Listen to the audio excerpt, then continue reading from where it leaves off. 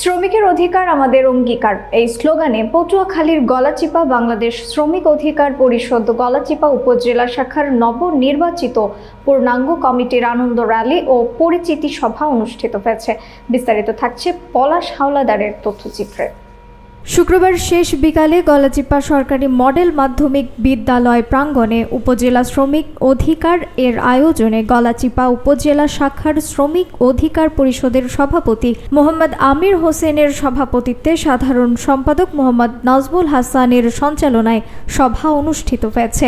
এ সময় অতিথি হিসেবে উপস্থিত ছিলেন গলাচিপা উপজেলা গণ অধিকার পরিষদের আহ্বায়ক মোহাম্মদ হাফিজুর রহমান, সদস্য সচিব মোহাম্মদ জাকির মুন্সি সহ সভাপতি কেন্দ্রীয় ছাত্র অধিকার পরিষদ মোহাম্মদ আবু নাইম, গলাচিপা পৌর গণ অধিকার পরিষদ আহ্বায়ক মোহাম্মদ লিটন মাতব্বর, সদস্য সচিব মোহাম্মদ রেজা হাওলাদার সহ গলাচিপা উপজেলা গণ অধিকার পরিষদের সকল অঙ্গ সংগঠনের নেতৃবৃন্দ।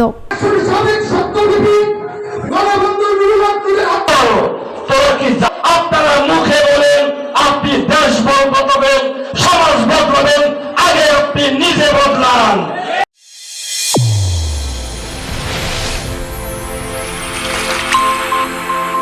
চ্যানেল A1 হৃদয়ের স্পন্দন।